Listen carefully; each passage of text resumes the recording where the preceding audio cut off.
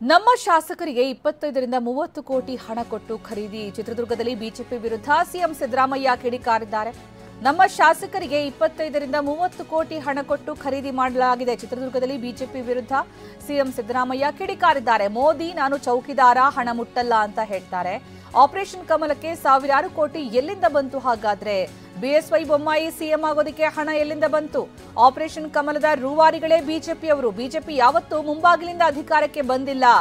ವಾಮ ಮಾರ್ಗದಿಂದ ರಾಜ್ಯದಲ್ಲಿ 2 ಬಾರಿ ಬಿಜೆಪಿ ಅಧಿಕಾರಕ್ಕೆ ಬಂದಿರೋದು. ಆಪರೇಷನ್ ಕಮಲದ ರೂವಾರಿಗಳೇ ಬಿಜೆಪಿಯವರು.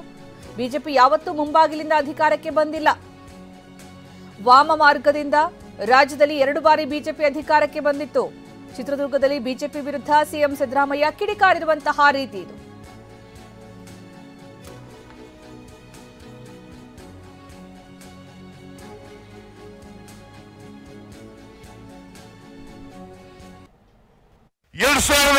ರಲ್ಲಿ ಏನು ಭರವಸೆಗಳನ್ನ ಈ ದೇಶದ ಜನರಿಗೆ ಕೊಟ್ಟಿದ್ರು, ಯಾವುದಾದ್ರೂ ಒಂದು ಭರವಸೆಯನ್ನು ಈಡೇರಿಸಿದಾರ?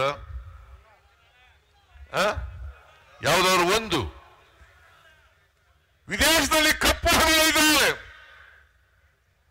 ಅದನ್ನು ತಗೊಬಂದು ಪ್ರತಿ ಮನೆಗೆ, ಪ್ರತಿ ಕುಟುಂಬಕ್ಕೆ 15 ಲಕ್ಷ ಅವ್ರ ಅಕೌಂಟ್ಗಳಿಗೆ ಹಾಕ್ಬಿಡ್ತೀನಿ ಅಂತ ಹೇಳಿದ್ರು. ಬಂತ ಹೇಳಿ ನೋಡೋಣ. ಬರ್ಲಿಲ್ಲ.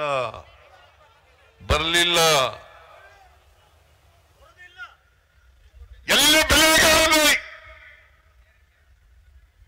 ಇಳಿಸ್ತೇನೆ.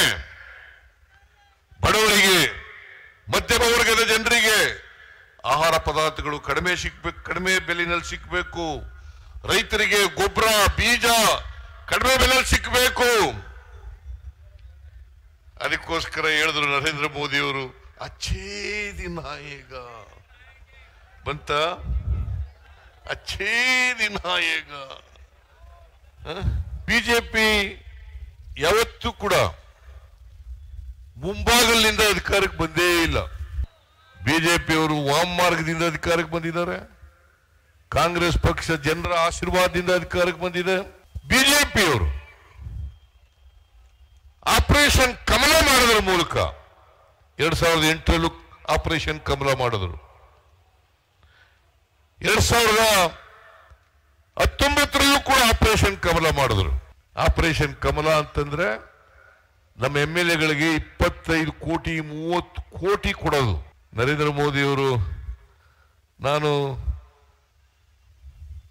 ಚೌಕಿದಾರ್, ನಾನು ಹಣನೇ ಮುಟ್ಟಲ್ಲ.